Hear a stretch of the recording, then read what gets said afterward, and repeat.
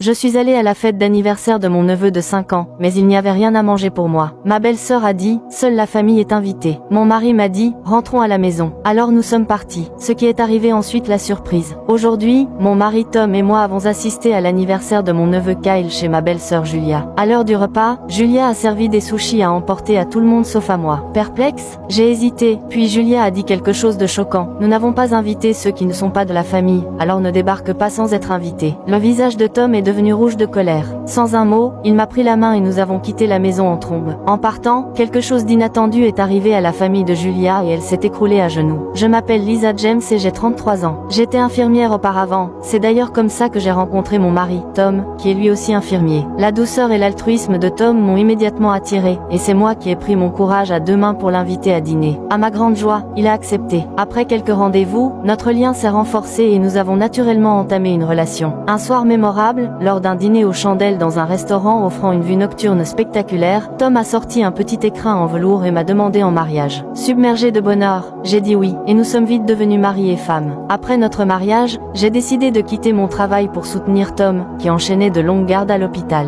J'ai adopté le rôle d'épouse au foyer. Lisa, ta cuisine est la meilleure, disait souvent Tom, faisant l'éloge de mes plats tout en partageant les tâches ménagères. C'est vraiment un mari formidable. Quand le père de Tom est décédé, cela a profondément affecté sa famille. Sa mère, Mary, s'est retrouvée très solitaire. Mary, qui m'a toujours traité comme sa propre fille, est devenue quelqu'un que j'ai appris à aimer énormément. Ayant été élevée par mon père après le divorce de mes parents, alors que je n'étais qu'un bébé, je n'avais jamais vraiment connu ce que c'était que l'amour d'une mère. Passer du temps avec Mary m'a donné un aperçu de ce que ça aurait pu être si mes parents étaient restés ensemble. Pour soulager la solitude de Mary, j'ai proposé à Tom de l'inviter à vivre avec nous. Mais Julia s'y est fermement opposée. Je ne peux pas laisser maman vivre dans une maison avec des étrangers, a-t-elle déclaré, en parlant de moi, bien que ses propos m'aient blessé. J'ai compris sa réticence. Julia a finalement emménagé dans la maison familiale, et Mary a affirmé, je connais maman mieux que personne, alors laissez-la moi. Malgré tout, je ne pouvais ignorer l'inquiétude sur le visage de Mary à chaque fois que nous parlions. J'ai commencé à lui rendre visite régulièrement. Elle se retrouvait souvent seule en journée tandis que Julia et son mari travaillaient, et que son petit-fils Kyle allait à la crèche. À chaque visite, Mary m'accueillait chaleureusement, merci, Lisa. T'es venue égayer mes journées, disait-elle, et nos conversations devenaient le meilleur moment de ma semaine. Mais un jour, en sonnant à la porte, c'est Julia qui a répondu au lieu de Mary. Son regard froid m'a fait hésiter. Qu'est-ce que tu veux? A-t-elle lancé sèchement. Je voulais juste voir Mary, et je répondu, un peu nerveuse. Julia a ricané, tu n'es pas de la famille, et elle n'a rien à te dire. Elle a commencé à fermer la porte, mais Mary est apparue derrière elle. Lisa, j'ai des gourmandises à partager. Entre, a dit Mary, m'invitant à entrer, malgré l'irritation évidente de Julia. Avant de partir travailler, Julia a adressé un rappel sévère à Mary, n'oublie pas d'être attentive aux allergies alimentaires de Kyle. Je reviens ce soir. Une fois Julia partie, Mary a eu l'air désolée. Je suis vraiment désolée pour Julia. Elle peut être difficile. Ça va, l'ai-je rassurée, même si j'étais inquiète. Mary, est-ce que tu gères tout toute seule, ici? Mary a poussé un long soupir. Oui. Julia dit qu'elle est trop prise par son travail et qu'elle me laisse tout faire,